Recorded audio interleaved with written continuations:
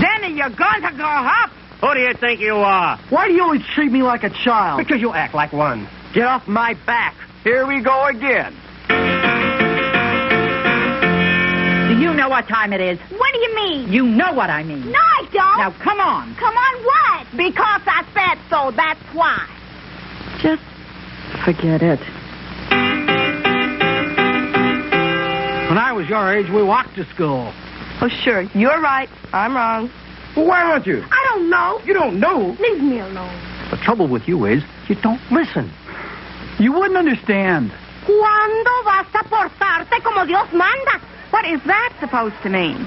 Man, you're so out of it. Won't you ever learn that there are other people in this world besides yourself? Couldn't you be a little more respectful? All the other parents are letting their kids go to the game.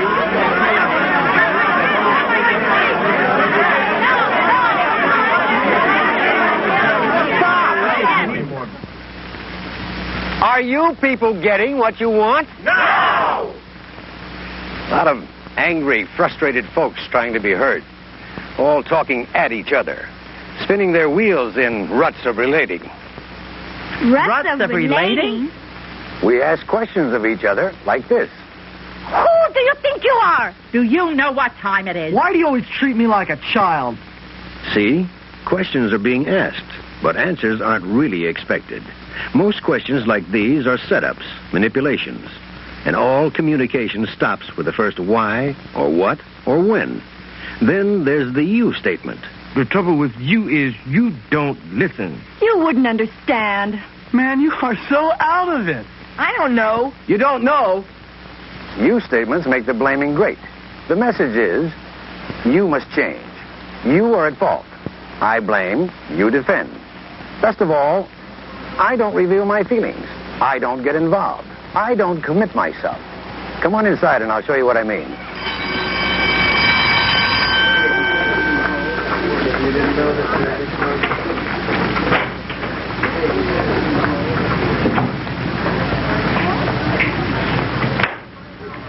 Oh, hi, Steve. Sir, can I talk to you I'll be about... right with you. Just let me get these last few papers corrected.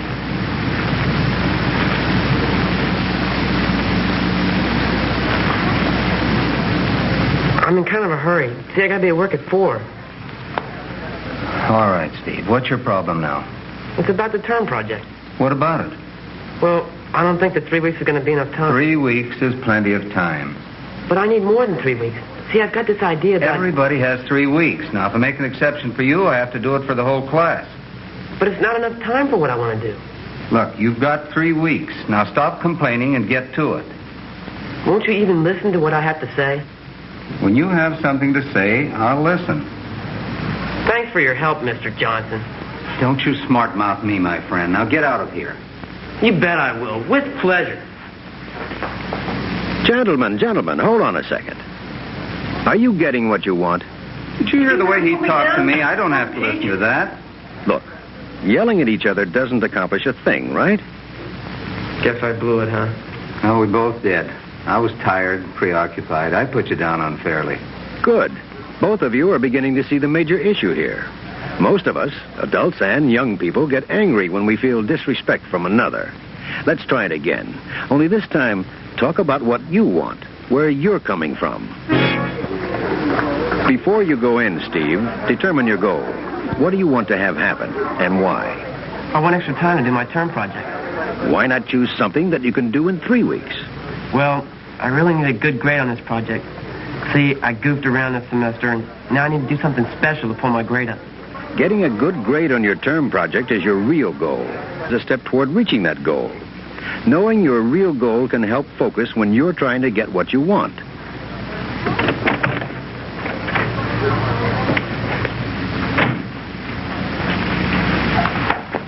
Hi, Steve. What's up? I need to talk with you about my term paper. Value your time and value Steve's as well. I'm pretty busy. I could give you a few minutes, though. If you need more time, I can schedule you an hour on Wednesday. Thanks, but I just need a couple of minutes. Anyway, I gotta be at work at 4. I just wanted to ask if I could do a special term project. But it'll take 2 extra weeks to complete it. 2 extra weeks? Yes, sir. I want to do it on geothermal energy. I like the idea. It's a brand new field of study. Sure, why not? One thing, though, getting information on something like that could be kind of hard. You sure you want to take on a project this big? Yeah, I really want to do it, and I want to do a good job, too. Good. Then do it. And if you need any help or advice, let me know, and I'll do what I can. Thanks a lot, Mr. Johnson. See you tomorrow.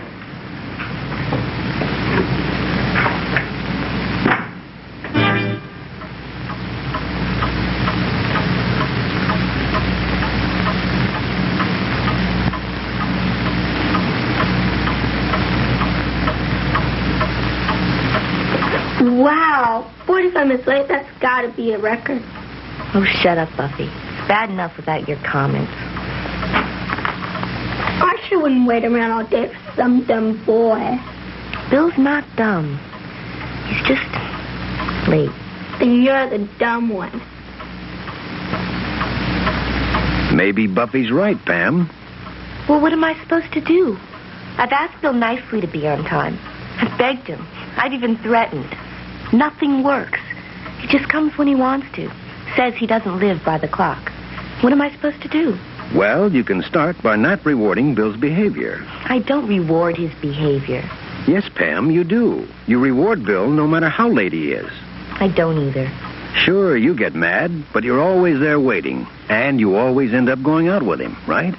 Why should he change? You give him no reason to. I never thought of it like that. I do keep going out with him, but I like him. We have a lot of fun together, and I don't want to lose him. I don't know what to do. Got any suggestions? Oh, couple. First, spot the issue that's upsetting you, the real issue.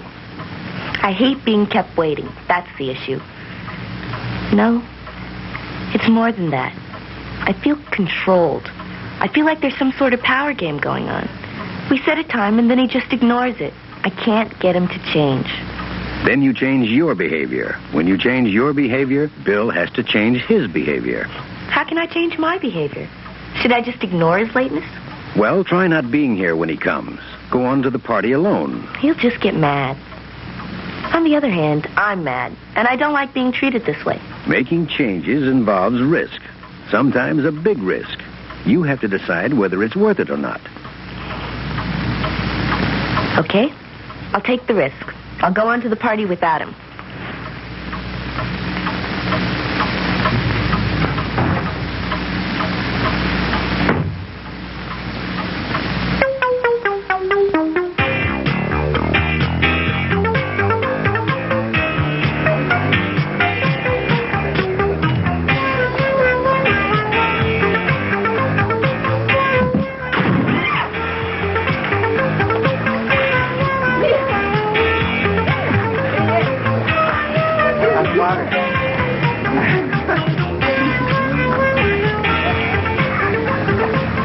I decided today that I was going to leave without him. And next time I see him, really, I'm going to tell him that if he's late anymore, I'm just going to have to go without him, you know? I don't blame you. I think you should. Well, you know, I'm getting tired of sick of the devil.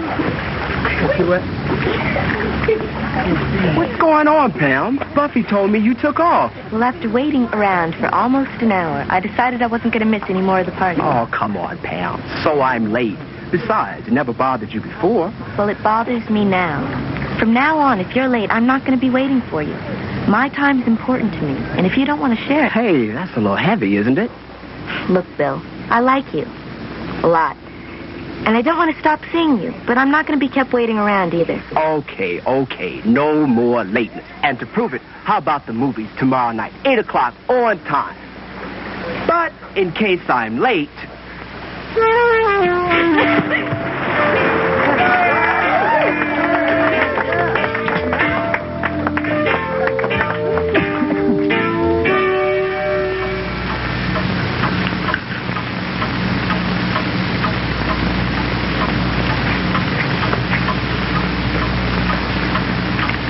Believe you. I thought up to yesterday that you...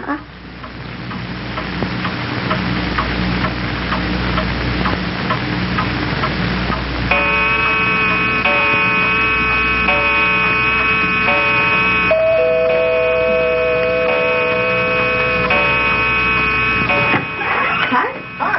You ready? Yeah. Let's go. Well, I'll be.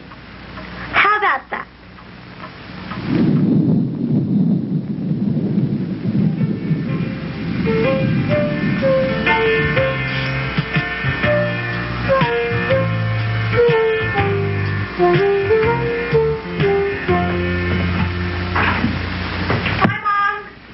Margie? Did you get soaked? A little, but not too bad. It's cold out there. Can I have a banana? Margie. Yes, Mom? I got a letter from Miss Kramer today. A D in English, Margie? A D? It's only a mid-semester grade. I can bring it up. You're going to bring it up. And until you do, you're grounded. I can't be grounded. I'm on the Class D committee. I've got to go to meetings and help with the program. You're grounded, Margie. That's final. Mom, that's a mean, rotten thing to do to me. Listen, young lady, I don't want any more back talk. Now get in there and get started on your homework. Just a minute, Margie. Are you telling each other what you really want? What do you mean? What's the issue here? The basic issue. The basic issue is that I got a D and she's mad. Sure, I'm mad. Margie needs to keep her grades up if she wants to get into college. That's the issue. Look, Mom, I know I have to get good grades, but grounding me will force me to resign from the Class Day committee. That isn't helping me. It's punishing me. It sounds as though you both agree that grades are important, right? Well, why not try writing out a contract that states your immediate goal and what has to be done to reach it? A contract? I don't understand. Agree in writing as to the goal. Then agree on what steps will be taken to reach that goal. You mean the goal of getting into college? No, that's too far in the future. Contract for a more short-term goal, a certain grade in English, or a certain grade point average. Review your agreement every few weeks to be sure it's something you can respect and accomplish. I think a contract's a super idea. Well, it might make you more responsible for how well you do. I really don't like standing over you, making you study. Okay, in order for this to be a workable agreement, you both must agree to honor it. Okay. Margie must be able to attain the goal you agree upon. An A in English by the end of the semester. Oh, Mom, that's impossible. The goal of an A this late in the semester probably isn't realistic, Mrs. Owen. If the task or goal is not possible to reach, your agreement will fail. I really think I can pull my English grade up to a B. I have about 5 essays to write. Maybe I can do some extra makeup work. All right, then. A B. Without being grounded? Without being grounded. Good. Let's talk about the contract right now. All right. Now, the first thing you need to do is talk with Miss Kramer about the things that you can do to change the D to a B. Well, she seems to like me, and maybe I can talk to her in school tomorrow, and she'll give me some extra assignments. Great.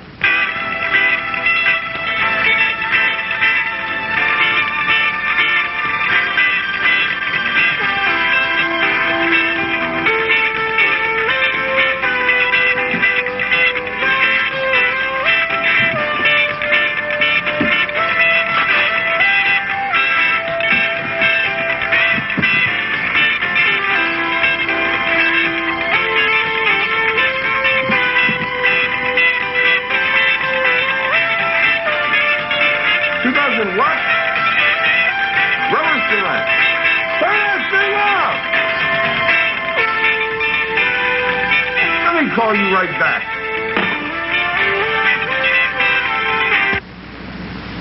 I said turn it off, not down. Paul, I've told you a dozen times. No music. I couldn't even hear that customer on the phone just now. But, Mr. Morley, I like music. I work better with it. And being back here alone, it keeps me company. You're here to work, not listen to music and dance. I do my work. Besides, what's the harm? Didn't you like music when you were young? When I was young, I appreciated having a job. We worked in those days. Here we go again. You kids are all alike. If you don't want this job, there are a lot of people who do. People who work hard. That's not fair. I work very hard. I'm the fastest packer you've ever had. You said so yourself. Not anymore. Now you're a dancer. If you want music, get a job in a record shop. I've got nothing more to say.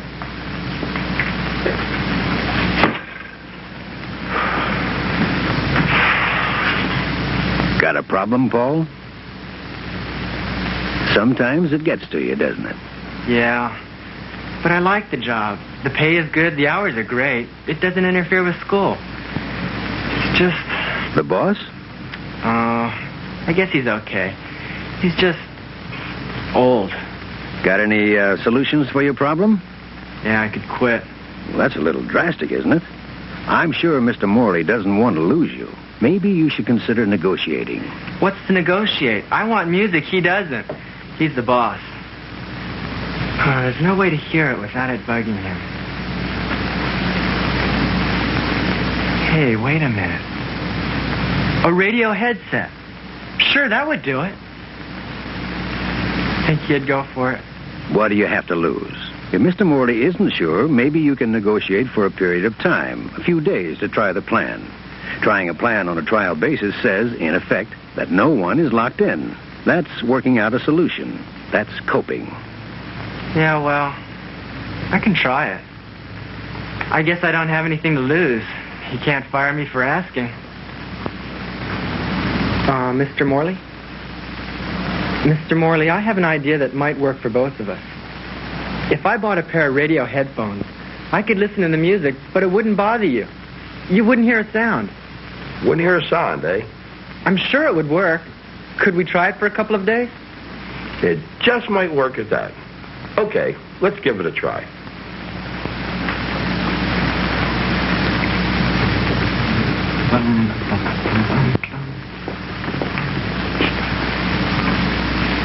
Paul, I gotta admit, these things really work.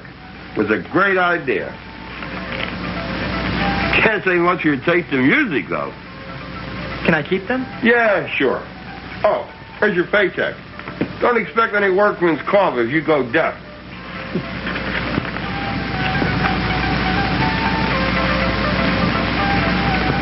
Hey, Mr. Morley, what's the extra $10 for? That's for my half of that contraption. $10 is a small price to pay for peace and quiet.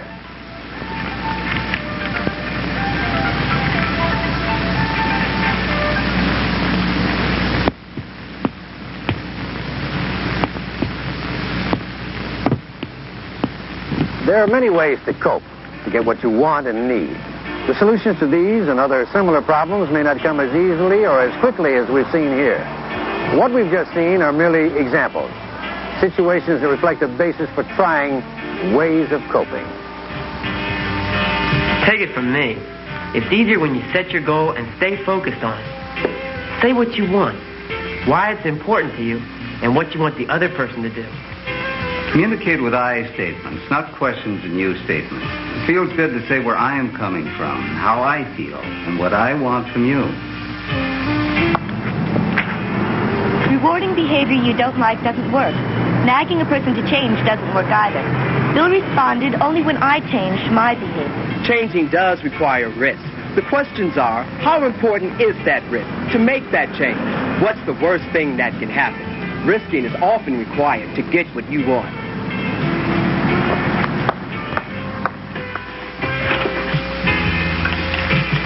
Think about your options or alternatives. Negotiating for what you want is using one of your options. Oh, one more thing. Don't decide beforehand how the other person will respond. To be a winner, you got to get in the game. When you're proposing a solution, don't fence the other person in. You know what I mean? Try out the idea on a trial basis. Think back and talk about it again. Are you sure you can't get any good music on this thing? Contracting is a way of agreeing as equals. Put in writing what you will do and what the other person will do. Sign it, date it, and live up to it.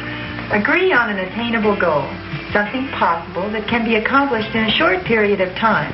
As Margie says, it's a contract between equals, each taking responsibility for his or her actions. Now we're updating our old contract for the new semester. It's called coping. Feels good. All right, now, do you think you could go for an